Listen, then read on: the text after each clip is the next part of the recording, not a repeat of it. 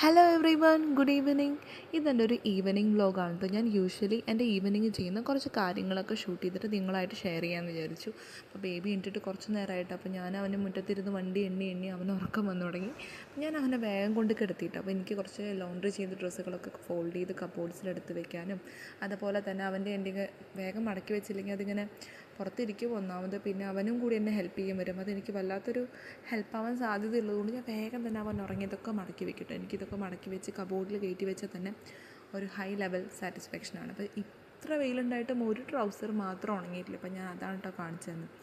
ഈ ഡ്രസ്സ് മടക്കലൊക്കെ കാണുമ്പോഴേ എനിക്ക് ഓർമ്മ വരുന്നതെന്നറിയോ, ഞാൻ എൻ്റെ പ്രഗ്നൻസി ടൈമിൽ ഡോക്ടറിനെ വിസിറ്റ് ചെയ്യലും നമ്മൾ ഓരോ ഡോക്ടറിനെ കൺസൾട്ട് ചെയ്ത് വരുന്ന സമയത്തൊക്കെ എപ്പോഴും എൻഡ് ചെയ്യാതെ എൻ്റെ ആ വിസിറ്റ് കംപ്ലീറ്റ് ആവണമെങ്കിൽ എന്ന് എനിക്ക് തോന്നണമെങ്കിൽ ഏതെങ്കിലും ഒരു ബേബി ഷോപ്പിൽ പോകണം, കുറച്ച് ഡ്രസ്സുകളൊക്കെ തൊടണം, അതൊക്കെ ഒന്ന് കയ്യിലൊന്ന് പിടിച്ച് നോക്കണം, എന്നിട്ട് അതൊക്കെ ഒന്ന് എൻ്റെ വയറമ്മ വെച്ച് നോക്കും.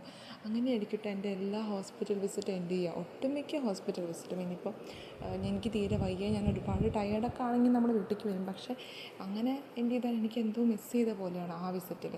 അല്ലെങ്കിൽ എല്ലാ സമയത്തും ഞാൻ പുറത്തൊക്കെ പോയി ഫുഡ് കഴിച്ച് ഏതെങ്കിലും ഒരു ബേബി ഷോപ്പിൽ കയറി കുറച്ച് സാധനങ്ങളൊക്കെ നോക്കി, അത് ചിലപ്പോൾ വാങ്ങിക്കില്ല, ചിലപ്പോൾ വാങ്ങിക്കും. അത്യാവശ്യമുള്ളത് മാത്രമേ ഞാൻ വാങ്ങിക്കാറുള്ളൂ. എനിക്കങ്ങനെ ഒരുപാട് സാധനങ്ങൾ വാങ്ങിച്ച് കൂട്ടുന്നതിൽ താല്പര്യമില്ല. അപ്പോൾ എനിക്കും അവനും അത്യാവശ്യമുള്ള ഹോസ്പിറ്റൽ ബാഗിലേക്ക് ആവശ്യമുള്ള സാധനങ്ങൾ വാങ്ങിക്കും. പക്ഷേ ഞാൻ ഒരിക്കലും മിസ് ചെയ്യാൻ ആഗ്രഹിക്കാത്തതാണ് എൻ്റെ ആ ഹോസ്പിറ്റൽ വിസിറ്റ് ഉണ്ടാകുന്ന സമയത്തുള്ള ഒരു ഷോപ്പിംഗ്, പ്രത്യേകിച്ച് ഇവനുള്ള ഷോപ്പിംഗ്. അത് എനിക്ക് മിസ് ചെയ്ത് പോകുന്നത് വളരെ വിഷമമാണ്. അപ്പോൾ ഞാൻ വേറൊരു ദിവസം എങ്ങനെയെങ്കിലും അതൊക്കെ ശരിയാക്കിയെടുക്കും.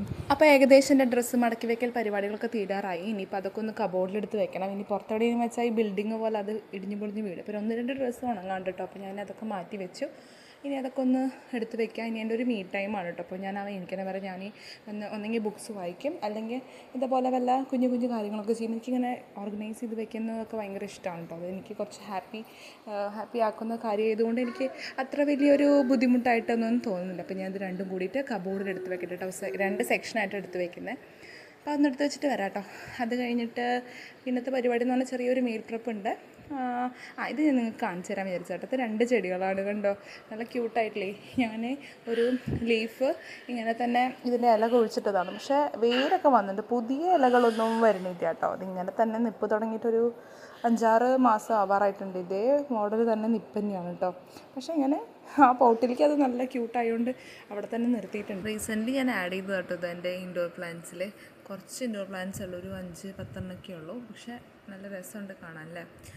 നിങ്ങളുടെ വീട്ടിലൊക്കെ ഉണ്ട് ഇൻഡോർ പ്ലാന്റ്? ഇപ്പോൾ ആൾ ഉറങ്ങുക തന്നെയാണ്. ഒരു 1/2 മണിക്കൂറായിട്ടുണ്ട്. ഇത്രയും നേരമൊക്കെ തന്നെ അധികമാണ് കേട്ടോ. അവൻ അധികം നേരം അങ്ങനെ ഉറങ്ങാറില്ല.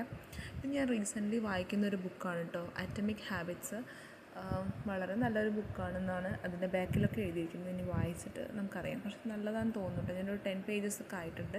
എൻ്റെ പ്രഗ്നൻസി പീരീഡിൽ വാങ്ങിച്ചതാണ്. പക്ഷേ അന്ന് വായിക്കുമ്പോൾ എനിക്ക് ഉറക്കം വരുമായിരുന്നു. ഇപ്പം എനിക്ക് തോന്നുന്നു ഇനിയിപ്പോൾ പുതിയൊരു ഹാബിറ്റായിട്ട് ആഡ് ചെയ്യാമെന്ന് വിചാരിച്ചു. ഞാൻ അങ്ങനെ ബുക്സ് വായിക്കുന്ന ഒരാളല്ല കേട്ടോ.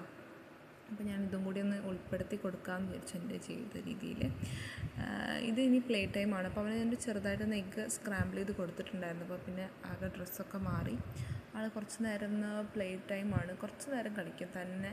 ഇതിപ്പോൾ ആ ടോയ് അവന് ഇഷ്ടമായിട്ടുണ്ട്. അപ്പോൾ അതിങ്ങനെ ഓടുന്നത് അവന് കാണുമ്പോൾ നല്ല രസം തോന്നിയിട്ട് അവൻ അങ്ങനെ കളിച്ചുകൊണ്ടിരിക്കുകയാണ്.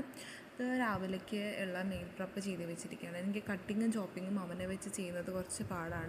എല്ലാം അവൻ്റെ ഒരു മൂഡ് പോലെ ഇരിക്കും. ചിലപ്പോൾ വാശി പിടിക്കുകയാണെങ്കിൽ നമുക്ക് ബ്രേക്ക്ഫാസ്റ്റൊക്കെ ഡിലേ ആവും കേട്ടോ. അതുകൊണ്ടാണ് ഞാനെല്ലാം പറ്റാവുന്ന കാര്യങ്ങളൊക്കെ ചെയ്ത് വെക്കും. അപ്പോൾ അങ്ങനത്തെ വിശേഷങ്ങൾ. അപ്പോൾ ഇതാണ് എൻ്റെ ഒരു ഈവനിങ് റുട്ടീൻ.